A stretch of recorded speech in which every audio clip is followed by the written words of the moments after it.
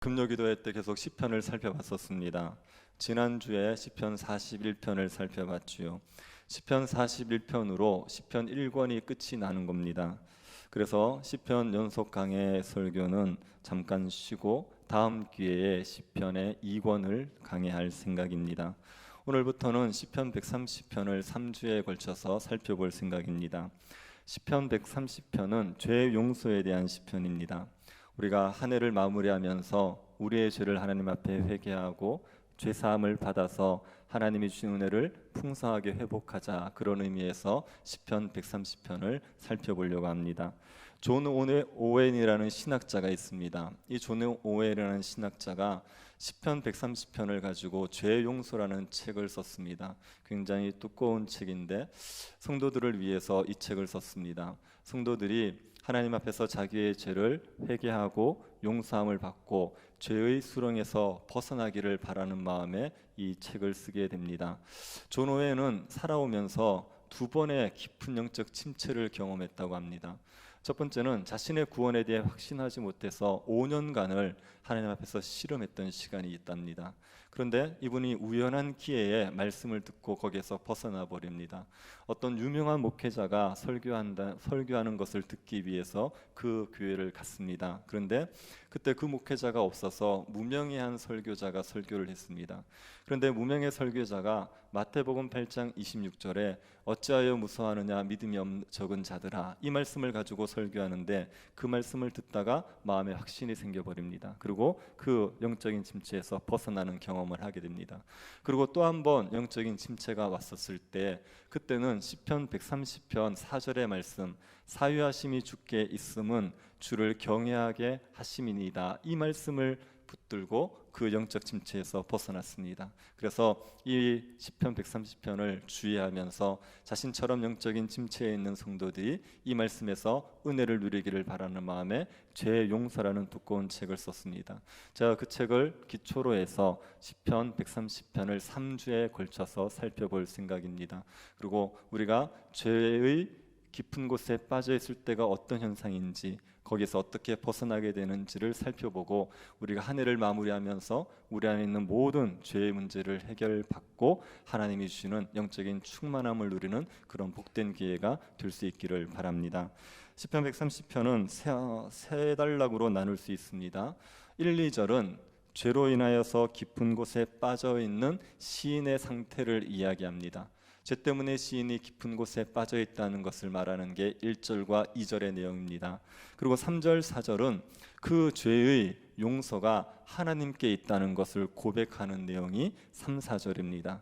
그리고 5절부터 8절까지는 죄 용서의 은혜를 시인이 자기에게 적용을 시킵니다. 그리고 다른 사람들에게도 죄 사함을 받으라고 권유하는 내용이 5절부터 8절까지의 내용입니다. 오늘은 1, 2절의 내용만 가지고 죄로 인하여서 우리가 깊은 곳에 빠지게 되는 경우, 또 우리가 깊은 곳에 빠졌을 때가 어떤 상태인지에 대해서 살펴보도록 하겠습니다. 1절을 한번 보십시오. 여호와여, 내가 깊은 곳에서 주께 부르짖었나이다. 시인이 지금 깊은 곳에 빠져 있죠. 여기에서 시인이 말하는 깊은 곳은 재앙일 수도 있고 아니면 영혼의 침체일 수도 있습니다. 재앙에 빠지는 게 깊은 곳에 빠지는 것일 수 있죠. 질병에 걸린다, 경제적으로 파산을 한다, 사회적으로 사람들에게 천대받는 위치에 처한다, 이런 것들이 다 깊은 곳입니다.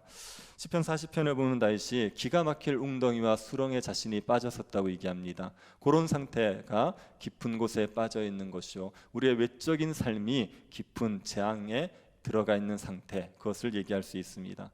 아니면 영혼이 깊은 고통 가운데 시달리는 상태를 말할 수도 있습니다.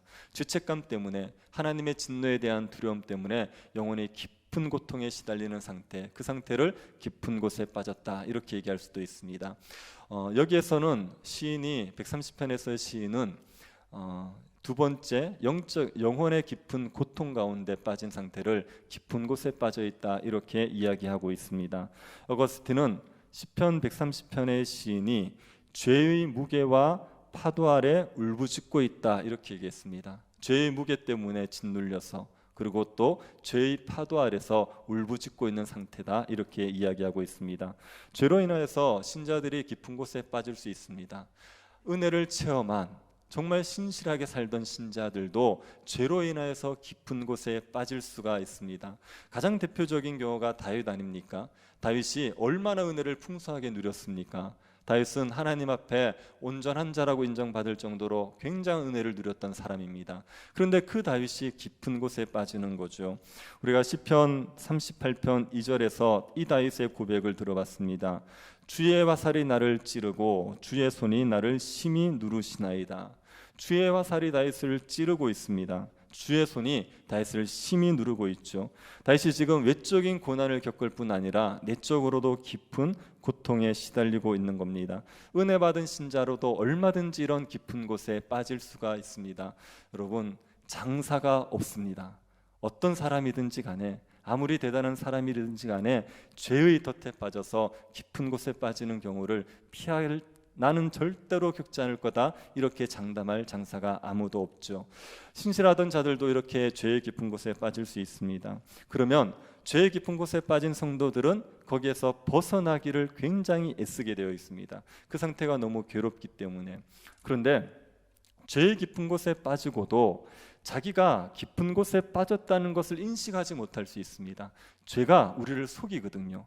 죄는 우리를 기만하기 때문에 죄로 말미암아 우리는 깊은 곳에 빠져 있지만 자기는 괜찮은 상태다, 자기는 아직 은혜의 가운데 있다, 이렇게 착각할 수가 있습니다. 제가 목회자들을 위해 쓴 책 중에 목회 위험한 소명, 이런 책이 있습니다. 그 책을 읽다가 보니까 한 목회자의 이야기를 해주더라고요.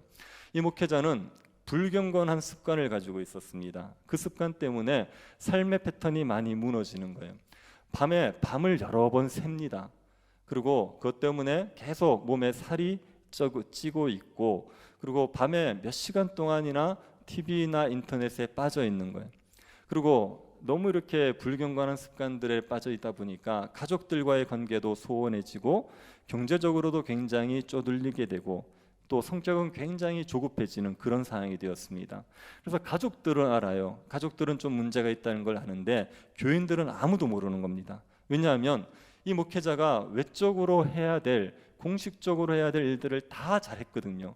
모임을 잘 인도했고 예배도 잘 인도했고 교회의 행정적인 일들도 잘 처리했습니다. 그래서 교회에서 열심히 일을 하고 있었기 때문에 아무도 몰랐던 거예요. 그런데 이미 내적으로는 영혼의 깊은 곳에 빠져있던 상태였습니다. 우리의 외적인 삶에 큰 변화가 없기 때문에, 외적으로 남들이 보면 괜찮기 때문에, 그래서 자신이 내적으로 깊은 곳에 빠져 있음에도 불구하고 자기는 괜찮다 착각할 수가 있습니다. 그래서 별로 심각성을 못 느끼고 살아갈 수가 있지요. 그래서 영혼이 깊은 곳에 빠졌을 때는 어떤 증상이 일어나는지에 대해서 존 오웬이 그 죄용서라는 책에서 나열을 해놨습니다. 그래서 제가 여러분에게 나눠드린 게 그 내용입니다. 내용의 빈칸들 한번 심심하신데 채워보시면서 한번 따라와 보십시오. 영혼이 깊은 곳에 빠지게 되면 나타나는 첫 번째 증상은 하나님이 나를 사랑하신다는 것을 확신하지 못하게 됩니다. 하나님의 사랑을 확신하지 못하게 되면 영혼이 깊은 곳에 빠져 있는 거죠. 신자가 건강하면 하나님이 자신을 사랑한다는 걸 확신하게 되어 있어요. 그리고 하나님의 사랑이 마음에 느껴져서 그 사랑 때문에 너무 좋을 때가 있습니다. 너무 기쁠 때가 있어요. 보통 신자들이 하나님의 사랑을 확신하는데 한 번씩 굉장히 깊이 체험되는 때가 있습니다. 그런 경우를 신학적인 용어로 얘기할 때 성령이 부어진다, 이렇게 얘기해요. 마치 성령이 우리에게 부어지는 것처럼 마음에 하나님의 사랑이 깊이 확신될 때가 있어요. 그러면요 너무 좋습니다. 정말 말할 수 없이 좋아요. 그냥 하늘을 나는 것 같고 천국에 있는 것 같이 너무나 평강한 기쁨이 넘쳐납니다. 그런데 이런 상태는요 지속되지 않아요. 이런 상태는 지속되지 않고 잠깐 그런 상태에 있다가 곧 평상심을 회복하게 되어 있습니다. 왜 그러냐면은 만약에 은혜 받아 하나님의 사랑이 너무 좋지 않습니까? 이 상태가 계속 지속되면요 사람이 못 살아요. 사람이 병들게 되어 있습니다. 하나님의 은혜를 받아보신 적 있죠? 그러면요 잠이 안 옵니다. 잠을 안 자도 피곤한데도 잠을 안 자도 잠이 안 와요. 자다가도 하나님의 은혜를 생각하면 정신이 번쩍 들어버려요. 그리고 그때가 되면 물불을 가리지 않습니다. 뭐 새벽 기도, 금요 기도에 뭐 주의 봉사, 물불을 가리지 않고 하나님 원하는 걸 다 하고 싶어요. 그래서 그 열정을 주체하지 못해서 너무 무리를 하다가 몸에 병이 날 정도가 됩니다. 아가서를 보면 사랑함으로 병이 났다 이런 표현이 있어요. 그래서 너무 그런 사랑이 크게 날마다 부어지면 그러면 우리가 정상적인 생활을 할 수가 없어요. 그래서 하나님께서 그렇게 우리에게 지속적으로 강력한 하나님의 성령을 부으시는 걸 하지 않습니다. 그래서 한 번씩 그런 게 있죠. 그런데 평소의 성도들은 은은히 하나님의 사랑을 확신해요. 그냥 대단한 뜨거운 감정은 아닐지라도 하나님이 나 사랑한다는 걸 생각하면 마음에 잔잔한 평화와 기쁨이 밀려오게 되는 겁니다. 이럴 때 아멘이 나오는 거죠. 하나님이 나를 사랑하신다 생각하면 마음에 평안이 있어요. 기쁨이 있어요. 이게 잔잔하게 흘러가는 게 정상입니다. 그런데 하나님의 죄에 빠져버리고 나면, 죄로 인하여 깊은 곳에 빠지고 나면 이런 감각이 사라져버려요. 하나님 나 사랑하신다는 게 마음에서 확 느껴지지 않습니다. 머리로는 알아요. 하나님 나 사랑한다는 거 머리로 알아요. 내가 예수 믿었기 때문에 하나님 나를 완전히 사랑하셔, 이것을 아는데 마음에서 이게 고백이 안 됩니다. 마음에서 이게 느껴지지를 않는 거예요. 그러면 이미 죄의 깊은 곳에 빠진 겁니다. 여러분, 혹시 하나님의 놀라우신 사랑이 체험돼 본 지가 너무 오래되셨습니까? 뭐 이렇게 오래됐다는 게 뭐 몇 개월 이게 아니라 몇십 년 전에, 예전에, 뭐 처녀 때 그때 한번 깊이 경험했는데 지금은 너무 경험한 지 오래됐습니까? 이거는 좀 문제가 있는 겁니다. 신자에게는 한 번씩 이게 부어질 때가 있어야 돼요. 하나님의 사랑이 깊이 체험져서 너무 그 사랑 때문에 감격하고 기뻐하고 막 눈물이 나고 이런 체험들이 한 번씩은 있어줘야 되는데 이 경험들이 너무 오래되었다 그러면 이게 우리 영혼의 죄에 빠져있다, 깊은 곳에 빠져있다, 이렇게 생각할 수가 있습니다. 그리고 두 번째는 하나님을 향한 원망과 불평이 일어나게 되는 겁니다. 시편 77편 3절을 한번 보시겠습니까? 내가 하나님을 기억하고 불안하여 근심하니 내 심령이 상하도다. 여러분, 이 표현이 어떠십니까? 시인이 하나님을 기억했더니만 불안하대요. 하나님을 기억했더니만 근심된대요. 하나님을 기억했더니 심령이 상한답니다. 여러분, 하나님을 생각하시면 불안하십니까? 하나님을 생각하시면 근심이 되십니까? 하나님을 생각하면 심령이 상합니까? 아니지 않습니까? 하나님을 생각하면 평안이 있죠. 하나님을 생각하면 염려가 사라지죠. 하나님을 생각하면 우리 영혼이 회복되는 게 정상입니다. 그런데 시는 지금 그렇지 않습니다. 왜 이렇습니까? 하나님을 생각할 때 왜 마음에 심령이 상하고 근심이 됩니까? 이거는 하나님이 나를 향하여 자비하시다, 하나님 나를 향하여 친절하시다는 걸 믿지 못하기 때문입니다. 하나님이 나에 대해서 무자비하시다고 생각하고 하나님이 나를 괴롭히시는 분처럼 생각이 되어지고 하나님이 나를 망하게 하실 분처럼 생각이 되니까 하나님을 생각할 때마다 마음이 괴로운 겁니다. 여러분 어떠십니까? 아버지를 생각하면 마음이 따뜻해지십니까? 아버지를 생각하면 마음이 좀 불편하십니까? 아버지가 어떠냐에 따라 다르지요. 저는 저희 아버지 좋으신 분이었습니다. 그런데 되게 엄하셨어요. 그래서 아버지 그런 단어가 약간 이렇게 따뜻하게 다가오기보다는 약간 무섭게 다가오는 그런 느낌이 있어요. 아버지가 엄하고 아버지가 무자비하고 폭군 같았다. 그럼 아버지를 생각하면 마음이 상하지요. 마음에 평안이 없어요. 아버지가 굉장히 따뜻한 분이시면 그러면 아버지를 생각하면 너무 마음이 편하지요. 저희 아이들은 그럴 거라고 저는 믿습니다. 네. 하나님이 나를 향하여 자비하시다 이렇게 생각하면요, 하나님 생각할 때마다 마음이 따뜻해져요. 그런데 하나님께서 나에 대해서 무자비하시다, 하나님 나에 대해서 벌레를 시는 분 같다 이러면 마음이 상하는 겁니다. 그러면 원망과 불평이 자꾸만 나오게 되어 있습니다. 하나님에 대해서 반감이 생겨서 원망과 불평이 나옵니다. 이스라엘 백성들이 광야를 여행하다가 물이 없어요. 먹을 게 없어요. 그러면 뭐라고 얘기합니까? 하나님께 원망하고 불평하죠. 그럴 때마다 뭐라 그랬냐면은 우리를 광야에서 죽이려고 끄집어내셨습니까? 이렇게 얘기합니다. 하나님에 대해서 오해를 하고 있는 거예요. 하나님이 자기들을 죽이려는 분처럼 생각하고 있는 겁니다. 그러니까 마음에 원망과 불평이 자꾸 일어나게 되는 겁니다. 그러면 이미 죄에 빠져서 그래요. 하나님이 조금도 그런 분이 아닌데 하나님을 그렇게 오해하고 하나님을 불편하게 여기고 있다. 그러면 이미 죄에 깊이 빠져 있는 겁니다. 세 번째, 회심하기 전에 하나님의 진노를 두려워하던 그 감정을 다시 느끼게 되어 있습니다. 우리가 회심하기 전에 하나님의 진노를 굉장히 두려워했습니다. 우리의 삶이 너무나도 괴로웠죠. 우리 삶에 평강과 기쁨이 없었습니다. 우리는 평안이 무엇인지를 알지 못했습니다. 그런데 예수 그리스도를 딱 믿고 나서 그 두려움에서 벗어난 겁니다.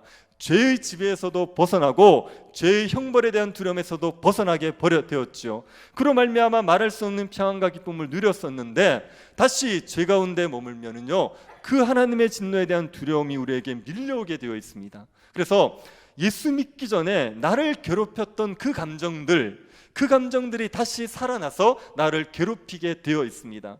여러분, 예수 믿기 전에 얼마나 심령이 괴로웠는지 기억하시지요? 그때 얼마나 마음이 불편했는지 기억하시지요? 그 감정이 너무 싫지 않습니까? 그 감정이 다시 여러분을 지배하는 걸 생각하면 끔찍하지 않습니까? 그런데 죄에 빠지게 되면 그 감정이 스물스물 올라오는 거예요. 그래서 하나님에 대한 두려움과 진노에 대한 두려움들이 나의 마음을 지배해서 마음의 평안이 사라지고 기쁨이 사라지는 상태가 되어버리는 겁니다. 그러면 우리가 죄의 깊은 곳에 빠졌다, 이렇게 얘기합니다. 네 번째로, 하나님께서 나의 죄에 대해서 징계하실 것이라고 생각합니다. 하나님께서 나를 사랑하셔서 나를 버리지 않으실 거다, 이건 신자들이 알아요. 하나님, 나 지옥 보내지 않을 거야, 하나님 나를 버리지 않으실 거야, 이걸 신자들이 머리로 알아요. 그런데 죄를 짓고 나면 하나님께서 나를 진노 가운데 버리진 않으실지 몰라도 하나님 나에게 징계하려고 채찍을 들고 계시다는 생각이 자꾸 듭니다. 이러다가 내가 한 대 맞겠지, 이러다가 나에게 무슨 일이 일어나겠지, 나에게 질병이 오지 않겠나, 내가 누리던 걸 빼앗기지 않겠나, 이런 두려움이 우리의 마음에 자꾸 생겨나게 됩니다. 그러면 그때는 이미 죄의 깊은 곳에 빠져 있는 상태가 되어버린 겁니다. 다섯 번째, 하나님에게 버림받을 것 같은 두려움을 느낍니다. 시편 88편 4, 5절을 한번 보십시오. 나는 무덤에 내려가는 자같이 인정되고 힘없는 용사와 같으며 죽은 자 중에 던져진 바 되었으며 죽임을 당하며 무덤에 누운 자 같으니이다. 주께서 그들을 다시 기억하지 아니하시니 그들은 주의 손에서 끊어진 자니이다. 시인이 자신이 무덤에 던져지고 주님이 다시 기억하지 않을 것 같다, 이렇게 말하고 있지요. 하나님께서 완전히 버려버릴 것 같다, 이런 마음을 가지는 겁니다. 이것도 우리가 교리적으로는 그렇지 않을 걸 알면서도 마음에서는 하나님이 나를 버리시는 것 아니냐, 이런 두려움이 밀려오는 겁니다. 여섯 번째, 하나님에게서 책망을 받는다고 느껴집니다. 시편 39편 11절에 주의 죄악을 책망하사 사람을 징계하실 때라는 말씀이 있습니다. 하나님이 자꾸 나를 책망하신다고 느껴져요. 그래서 성경을 읽으면 위로가 되고 힘을 얻어야 되잖아요. 그런데 성경을 읽으면 마음에 자꾸만 찔림을 받아요. 마음이 자꾸만 불편해요. 성경이 나에게 가시처럼 찌르는 것처럼 느껴집니다. 하나님의 말씀이 자꾸 나를 찌르는 것 같아요. 설교를 들으면 다 나를 들으라고 하는, 나에게 표적 설교하는 것처럼 느껴지는 거예요. 그렇게 자꾸만 책망받는다 느껴지면 우리가 죄 가운데 머물면서 깊은 곳에 빠져 있는 겁니다. 그리고 일곱 번째, 신자의 의무를 감당할 힘과 능력을 상실해 버립니다. 신자들이 하나님 앞에 예배하고 말씀을 보고 기도하는 것은 신자의 마땅한 의무지요. 그리고 하나님을 위해서 봉사하는 삶을 살아가는 것도 신자의 마땅한 의무지요. 건강할 때는 이게 짐이 아니라 우리에게 힘이 되게 되어 있습니다. 예배를 드리면 우리에게 힘이 납니다. 정말 지쳤다가도 예배를 드리면요, 마음에 회복이 있단 말이에요.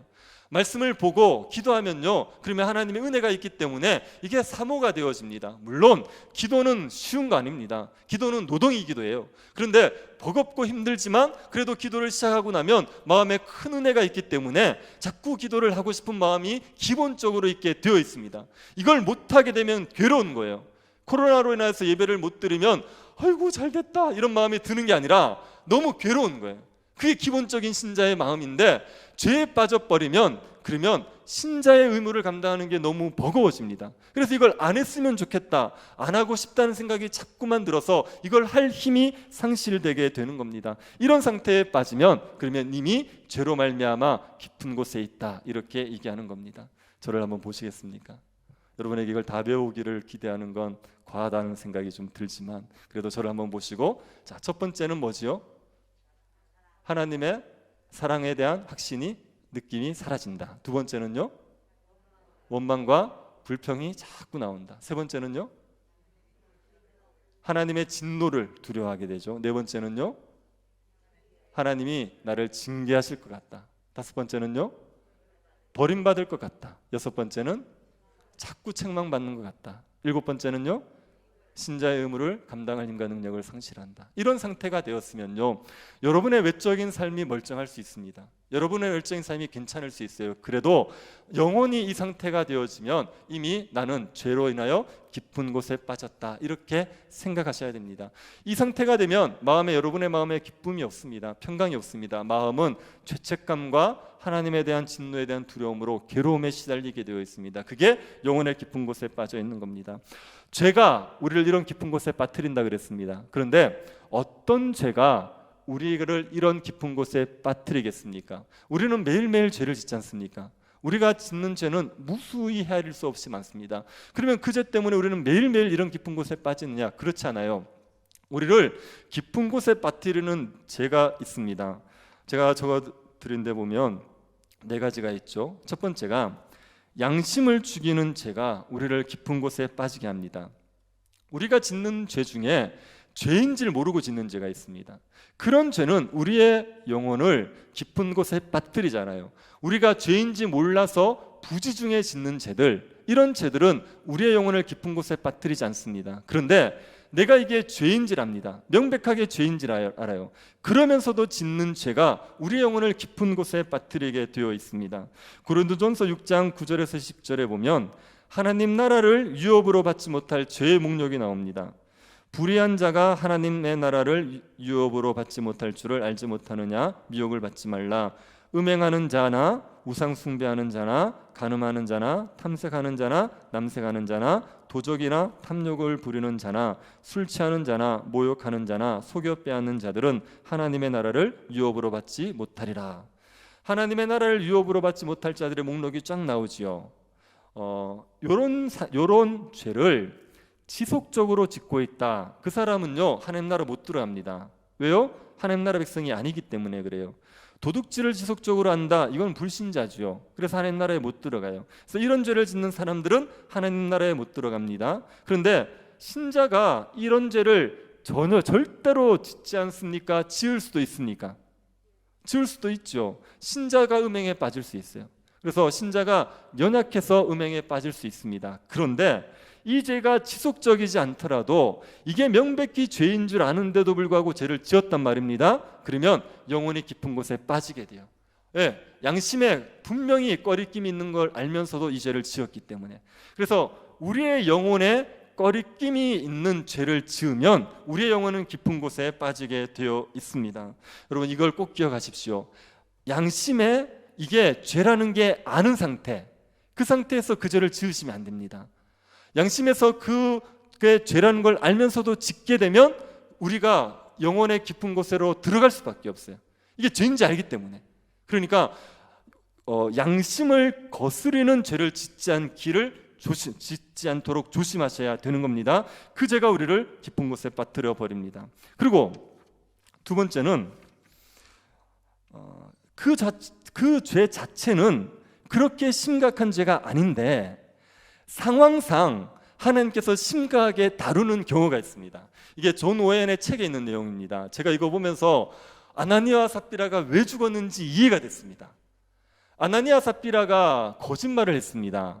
헌금을 다 바치지 않으면서 다 바치는 것처럼 거짓말했습니다. 그것 때문에 그 자리에서 죽죠. 아나니아 먼저 죽고 좀 이따 삽비라 와서 죽지 않습니까? 여러분 생각에 아나니아와 삽비라가 죽을 만한 죄를 지은 것 같습니까? 솔직하게 얘기해 주시겠습니까? 죽을 만한 죄를 지었습니까? 좀 심합니까? 이거는 죽이기는 좀 심하죠. 이걸 가지고 죽일 만한 죄라고 얘기할 수 없지 않습니까? 아니, 헌금을 안 한 건 아니잖아요. 헌금을 떼먹은 것도 아니잖아요. 그런데 이제 좀 속였다는 거 아닙니까? 그래서 이거 가지고 죽이는 건 너무 심하다는 느낌이 든단 말이에요. 그런데 존 오웬이 이렇게 설명을 했어요. 이걸 왜 죽어요? 이 죄가 왜 큰 죄가 되냐면 그 당시의 상황을 생각해 보라는 겁니다. 그 당시에 어떤 일들이 벌어졌습니까? 성령이 임함으로 말미암아 한 번 설교에 뭐 3,000명씩 5,000명씩 회심을 하던 때예요. 기사와 표적이 끊임없이 일어나던 때입니다. 하나님의 성령으로 말미암아 교회가 천국을 맛보고 있던 때란 말이에요. 성령이 놀랍게 부어졌던 그 놀라운 역사가 일어나던 시대에, 그 시대에 이런 생각한다는 건 말도 안 된다는 거예요. 아니 어떻게 그 성령의 역사를 생생하게 보면서 하나님을 속일 생각을 하냐고요. 이게 그 상황에서는 너무나도 하나님 앞에 큰 죄가 되기 때문에 하나님께서 이 죄를 심각하게 다루었다고 설명을 하는 겁니다. 그러면 이제 모세가 가나안 땅에 못 들어간 것도 이해가 되지 않습니까? 모세는 가나안 땅에 못 들어간 이유가 반석에게 물을 명해라 그랬는데 2번을 친 것 때문에 못 들어가요. 아니 이것도 너무 심하지 않습니까? 모세가 얼마나 충성된 종입니까? 그런데 물을 명하라고 얘기한 걸 2번 쳤다고 해서 가나안 땅에 못 들어가게 하는 것은 너무 심하다고 생각할 수 있죠. 그런데 모세에게 하나님께서 베푸셨던 은혜를 한번 생각해 보십시오. 모세가 얼마나 놀라운 역사를 많이 경험했습니까? 아니 홍해가 갈라졌어요. 지팡이 내밀었을 때 홍해가 갈라져서 그 사이를 지나가면서 물고기가 헤엄치는 걸 다 봤어요. 그걸 다 경험했던 모세인데, 하나님에 대해서 그렇게 잘하는 모세인데, 그런데 그 모세가 말씀에 불순종한다? 이거는요 하나님을 전혀 모르는 이방인들이 불순종하는 것과 비교가 안 되는 거예요. 그러니까 그 모세의 죄를 하나님께서 엄하게 다루시는 겁니다. 그래서 상황상 그 죄가 큰 죄가 되는 죄가 있어요. 너무나도 하나님의 은혜가 풍성한데 그럴 때 그 작다고 생각하는 죄가 큰 죄로서 인식되어서 하나님의 무서운 벌을 받을 수가 있습니다. 부흥의 역사들 보지 않습니까? 부흥의 역사들이 일어났던 역사들을 보면 부흥이 꺼질 때요 대단한 죄로 꺼지지 않습니다. 부흥이 막 일어나고 있을 때 그때 성도들 사이에 불평들이 막 생겨요. 성도들 사이에 험담들이 막 생겨요. 그러면 뭐 그거 사소한 죄, 지금도 만연해 있는 죄인데 그런 사소한 죄가 부흥의 불씨를 꺼뜨려 버릴 수 있어요. 그래서 하나님의 은혜가 풍성할 때는 죄짓기를 조심하셔야 됩니다. 여러분 지금 우리 교회는 은혜가 풍성한 것 같습니까? 그냥 은혜가 빈약한 것 같습니까? 네. 뭐 기분 나쁘십니까? 네. 은혜가 풍성한 것 같습니까? 빈약한 것 같습니까? 풍성하죠. 지금 하나님께서 우리 교회에 얼마나 놀라운 일들을 행하고 계십니까? 이럴 때는 죄 지으시면 안 돼요. 이럴 땐 예배 때 졸았어도 안 됩니다. 큰 죄가 될 수 있습니다.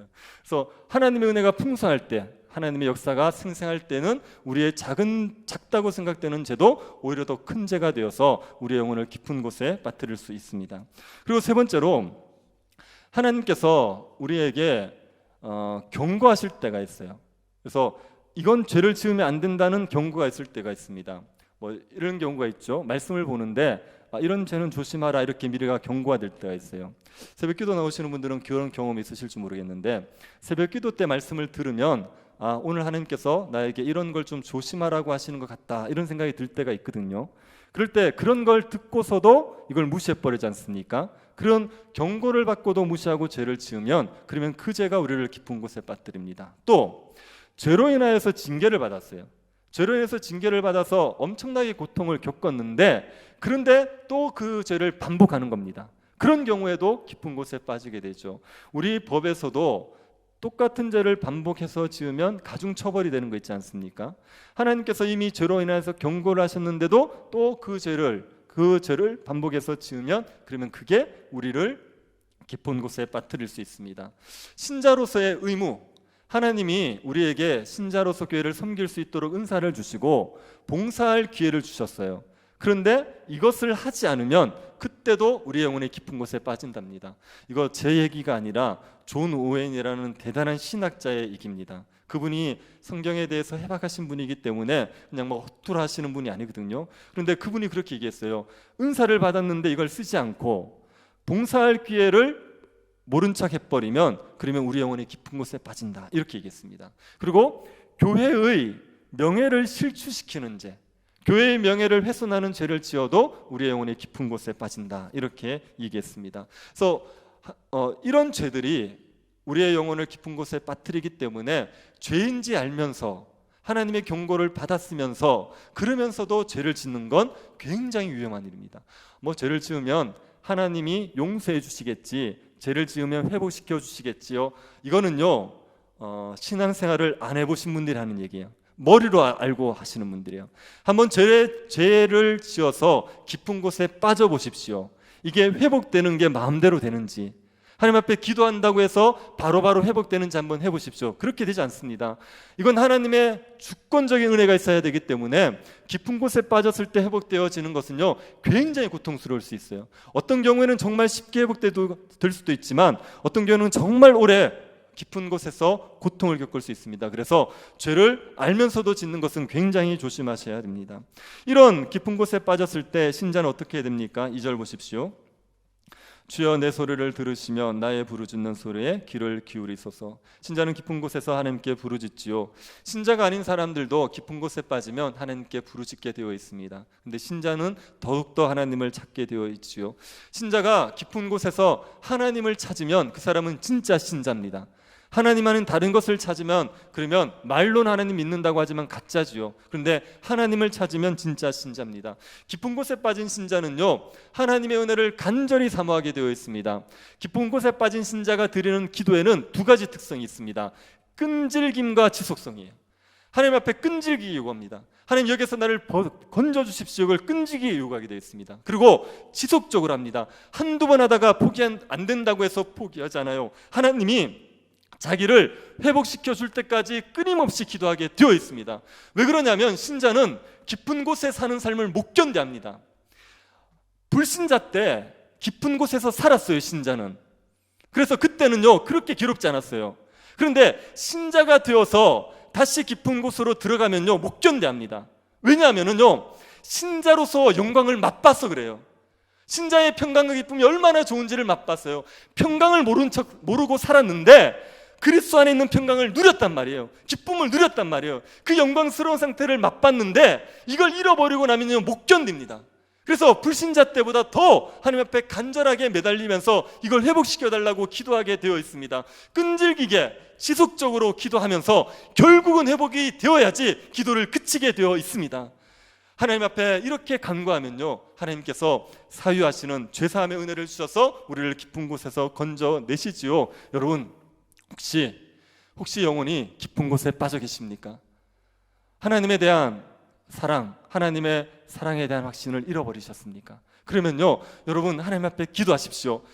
평강과 기쁨이, 하나님을 사랑하고 평강과 기쁨을 누리고 사는 게 신자들의 정상적인 삶의 모습이라는 걸 믿으십시오. 이걸 믿으십시오. 원래 우리는 다 괴롭게 힘들게 사는 거야. 평강이 없는 거 너무 당연한 거 아니야? 세상이 힘든데 다 그렇게 사는 거 아니야? 이렇게 생각하시면 안 됩니다. 신자에게는 세상이 알지 못하는 평안과 기쁨이 넘치는 게 정상이에요. 우리의 마음에 그리스도의 사랑이 부어져서 하나님 나를 사랑하신다는 걸 알고 그 사랑 때문에 나의 죄의 문제에서 해결이 되어서 주님과의 관계가 화평케 되어져서 마음의 평안과 기쁨이 흘러넘치는, 그게 우리의 신자의 정상적인 삶의 모습입니다. 그걸 잃어버렸을 때 이렇게 사는 게 정상적이라고 생각하지 마시고 신자의 영광을 추구하십시오. 그래서 끊임없이 기도하시고 끊임없이 간구하셔서 이것을 회복하시기를 바랍니다. 하나님께서 반드시 우리를 깊은 곳에서 건져내어 주신다는 걸 믿으시기를 바랍니다. 그리고 이 영광을 회복하셔서 신자로서의 영광을 마음껏 누리며 복된 삶을 살아가시기를 바랍니다. 가장 좋은 것은 깊은 곳에 들어가지 않는 거예요. 죄를 피하시고 죄를 두려워하셔서 깊은 곳에 들어가지 마시고 신자로서의 이 영광스러운 삶을 날마다 누리며 살아가는 복된 성도들 될 수 있기를 간절히 바랍니다. 자비하신 하나님, 우리에게 예수 그리스도 안에서 구원의 은혜를 맛보며 누리고 주님이 주시는 평강과 기쁨을 누리며 살게 하여 주신 것을 감사드립니다. 죄로 인하여 빼앗겨버린 신자의 영광을 우리가 다시 회복할 수 있도록 우리에게 은혜 베풀어 주옵소서.